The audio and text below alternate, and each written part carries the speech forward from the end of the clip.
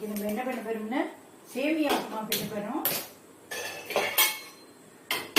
சேமியா உப்புமா எல்லாருக்கும் favourite dish இது. இதுக்கு தேவையான செக்கில் ஆட்டின கல்லெண்ணெய் நான் விட்டுவிட்டேன். நான் இதில் வந்து 4 கப்பு சேமியா எடுத்துட்டு இருக்கேன். 1க்கு 1.5 பங்கு ஜனம் வைக்கணும்.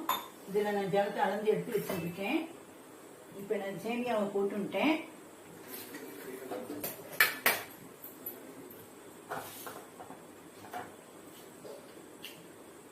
கடுகு போட்டணும். கடுகு வடிக்கட்டும். இதுக்கு வெங்காயம் மட்டும் போட்டு பண்ணலாம். வெங்காயம் பச்சை மிளகாய் மட்டும் போட்டு பண்ணலாம். வெங்காயம் தக்காளி போட்டு பண்ணலாம். இல்லை ஆல் வெஜிடபிள்ஸ் உருளைக்கிழங்கு கேரட்டு பட்டாணி பீன்ஸு இந்த மாதிரி எல்லாத்தையும் போட்டு பண்ணலாம்.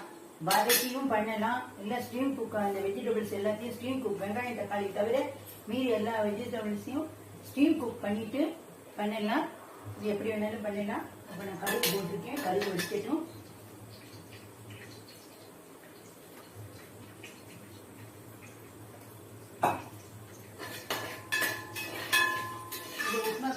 எதுவும் தேவையில்லை. வேணும்னா தேங்காய் சட்னி எடுத்து வச்சுக்கலாம்.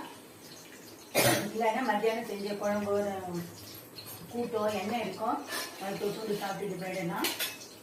இப்போ வந்து கடுகு வடிக்கிறது. உங்களுக்கு தேவையான கடலை பருப்பை போட்டுக்கணும். உளுத்தம் பருப்பை போட்டுண்டாச்சு. இதுக்கு வந்து பேருக்கு 2 மிளகாய் வத்தல் போட்டுட்டே போதும். கருவேப்பிலை கூட போடலாம். கருவேப்பிலை இல்லை. இது பருப்பு வந்து நல்லா வறுபடட்டும்.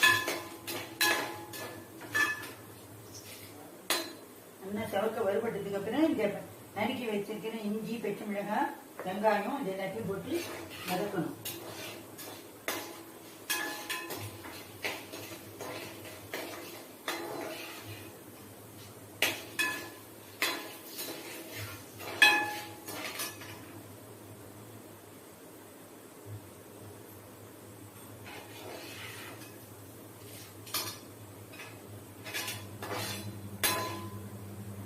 சேமியாலே 2 வகை இருக்கு. ஒன்று பாயச சேமியா இருக்கு, உப்புமா சேமியா இருக்கு. 2த்துலையுமே உப்புமாவும் கிச்சடியும் எது வேணாலும் பண்ணலாம். சேவை கூட பண்ணலாம். நான் இப்போ நைஸ் சேமியா தின்னா இருக்கிற சேமியாவை வச்சுருக்கேன். இதை வந்து வேணும்னா உடைச்சிட்டு ட்ரை ரோஸ்ட் பண்ணி வச்சுருக்கேன். இப்போ இது வறுபட்டு எடுத்து இப்போ இதில் வந்து நான் வெங்காயம் தக்காளி தான் போடுறேன்.